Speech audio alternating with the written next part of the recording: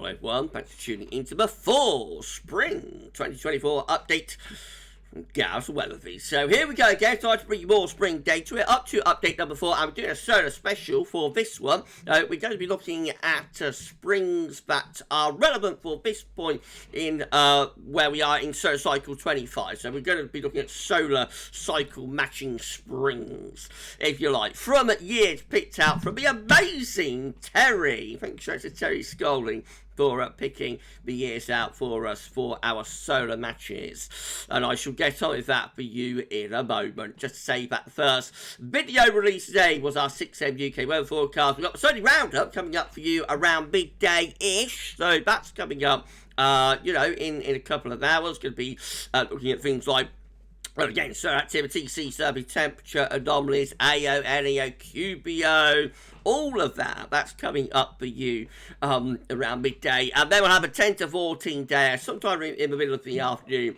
and that will include all of the reg features that we have in a 10 to 14 day. No live stream tonight. It's my brother's birthday today, so I'm going to be having dinner, you know, with family tonight, so no live tonight. So if you've got any questions about this spring update, then you'll be able to ask on Wednesday's stream. Right, okay, so please like, share, subscribe, all that good stuff on today's videos and content. Thank you so much for doing that. Thank you so much to Richard with the amazing spring updates gift. Thank you so much, Richard. I love your bundles of fluffy replacements. No news about Fluffy, by the way, this week. As far as I know, she's still on the farm, you know.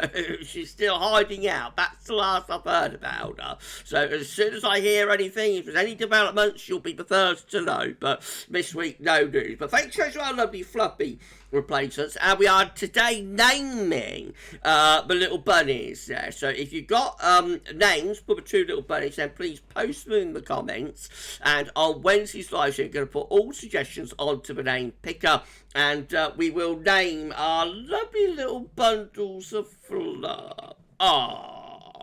So that's going to be coming up on Wednesday. I'm so sorry, buddy. That's going to be coming up on Wednesday. But they are cute, aren't they? Very, very cute.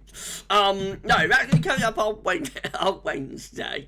So fire away, post away in the comments, and put everybody's suggestions on the name pick. Thanks to Richard for the gift. Thanks to Terry for sorting out the years for us for this update as well. Thank you to Shrine and Brew, and he's had a week off from the spring updates. I'm giving him a week off, but Shrine will be back, you know, working on the spring updates next week. Right, okay, let's have a look at this then. So, as I say, we're looking at solar cycle springs, just to show you the solar disk on our side of this today from solarham.net, various sunspot regions. We are sort of moving towards solar maximum. We're expecting it to be next year. So the springs that we're looking at, you know, are coinciding with this ascending but nearly up maximum phase of the solar cycle. And the first spring that Terry has picked out for us is the spring of 1958. So this one is quite a cold and unsettled spring, particularly so in March. Has a trough of low pressure across much of northern central West Europe, with a blocking area of high pressure in the Atlantic, and we will be bringing the wind from the north-northeast direction. So that has a cold, wintry, particularly first half to March, I think, where it is bitterly cold and often quite so. We've also got the spring of 1959 as well that Terry has picked out. So this one with high pressure or Scandinavia, low pressure is out in the Atlantic, and with that we could be bringing up the wind from more of a southerly or a southeasterly direction. So the long hot summer of 1959 actually gets going in the spring. It's one of those years where the pattern of the summer, which was a long hot summer in 59, kind of starts in the spring, goes through the summer, even goes into the autumn. So the summer really gets going like March, April, and it's still going into October of 1959 as well.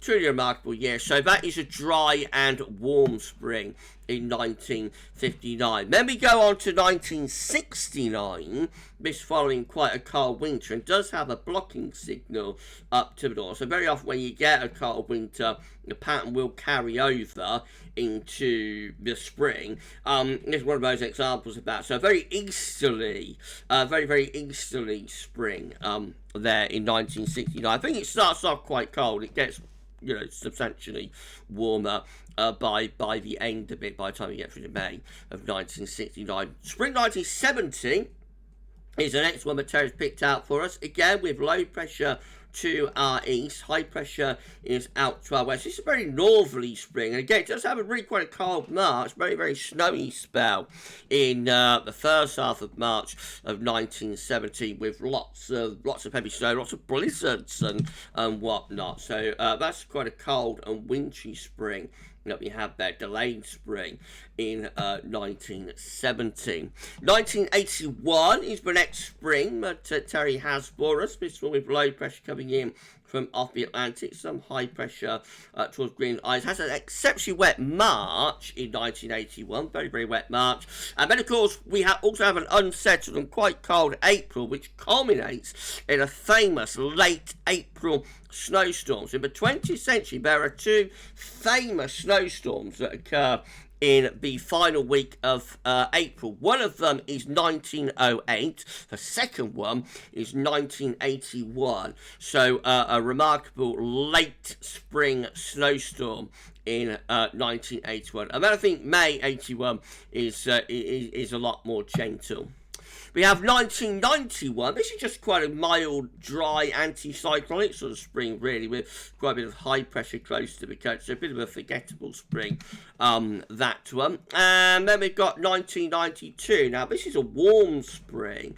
So this one has high pressure ridging up from the Azores into southern southwest Europe, with low pressure waves towards Greenland and Iceland. So particularly May 1992 is very warm. The summer really of 1992 happens in May and June, and then so it's a front loaded summer, and then July, August, it all goes it all goes down the tubes. But there's also quite a lot of dry and warm weather in March and April of 1992. Overall, that's a pretty warm and dry and quite benign spring that we have there. We have the spring of 2000 as the next one Terry has for us. This one with high pressure out to the northwest, low pressure to the southwest. This has a very wet and cold April, and there is April snow as well in 2000.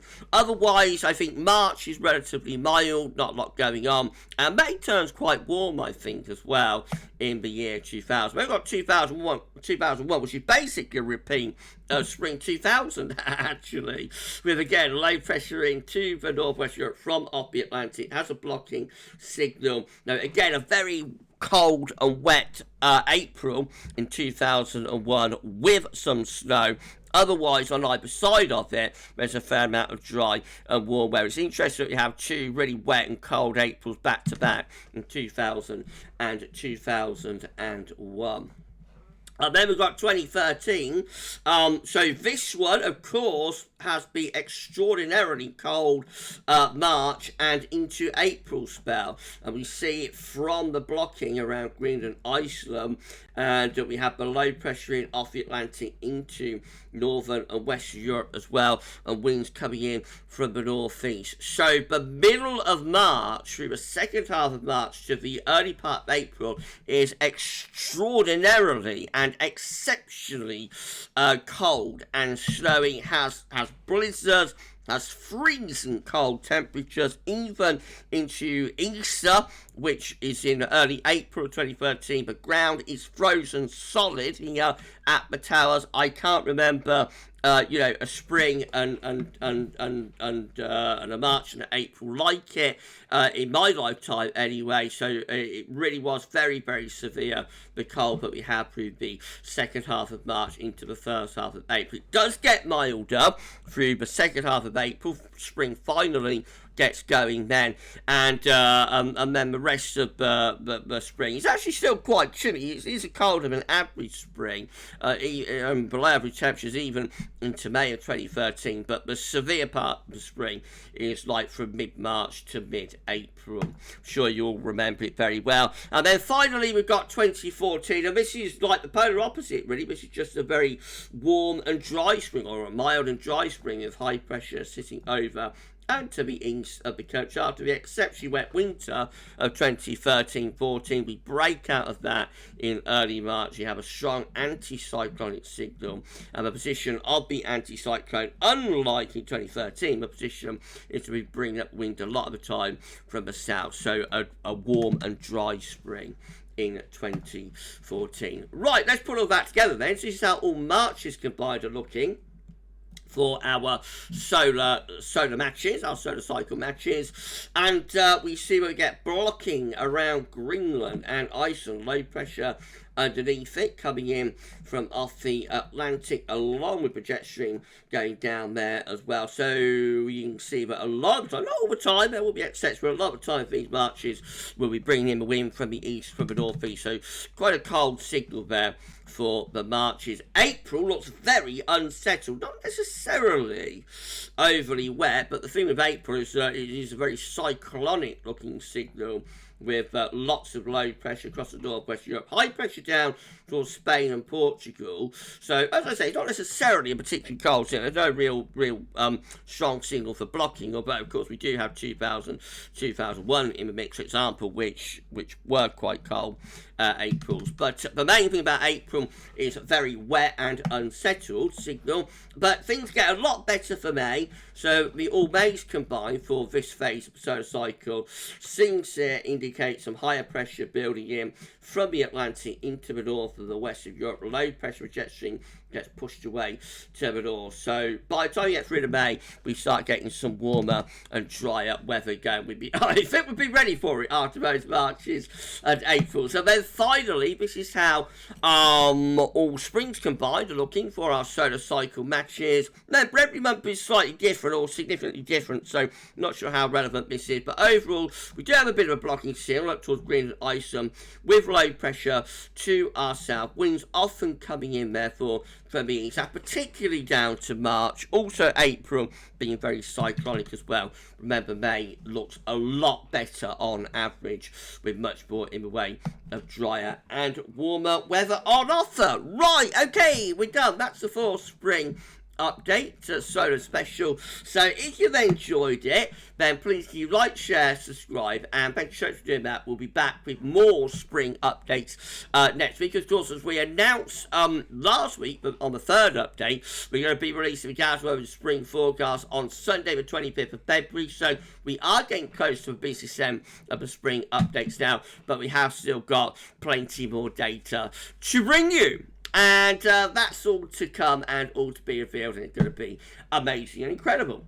Right, so thanks to Richard for our gift. Again, if you've got any names for the little bunnies there, please post it in the comments. We'll put them on the name picker on Wednesday's live stream. And thank you so much to Terry for sorting out all of those years for us as well. Thanks so much to Shrine, hashtag team Gav, as always, doing an amazing job for us. Thank you so much. Right, okay, we'll end it there. We're going to be back a little bit later on with the GavsWeatherVids Sunday Roundup for February, and then there'll be a 10 to 14 day later on this afternoon. But before spring 2024 update, that's all for now, and thanks for watching.